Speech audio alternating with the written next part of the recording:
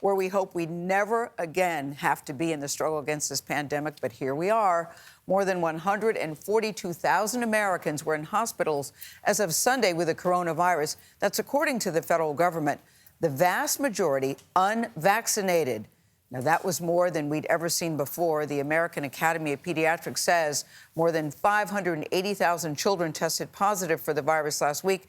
That is also an all-time high. This is not good. Pediatric cases have almost tripled since the start of December. Chicago schools reached a deal late last night for kids to return tomorrow. They've been out of school for 5 days. Millions of parents nationwide face some very tough questions, balancing the benefits of in-person schooling with the risk their kids could get sick in the classroom. Elise Preston is reporting for us from Chicago. Elise, good morning. It's good to see you.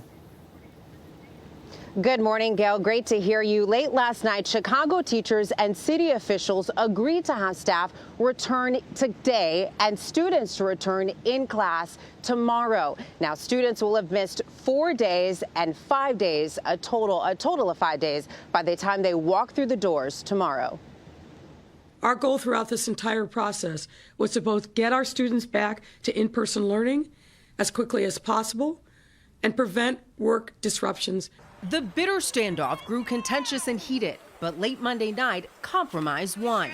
The city and the Chicago Teachers Union agreed to establish metrics where individual schools will go remote if there's a COVID outbreak, resulting in percentages of teacher absences.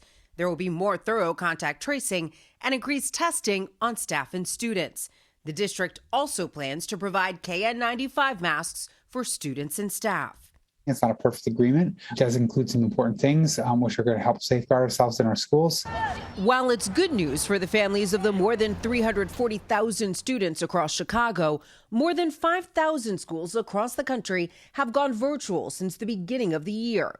In Philadelphia, over 90 schools switched to remote learning due to staffing shortages over Omicron. Yes, in the class for her to learn, but no, because I don't want her to get sick. In Los Angeles, the nation's second largest school district, classes resumed today. But students and staff have to test negative for the virus. And so far, more than 65,000 tests have come back positive. For parents like Sharon Obsas, her child will be at home for the start of the semester. He started having symptoms and I did a home test and he tested positive last night. He will be missing the first 10 days of back to school, sadly. Now, the entire teachers union in Chicago will vote on the proposed agreement tomorrow. Or sometime later this week. It's unclear if students will have to make up that missed time of 5 days. Tony?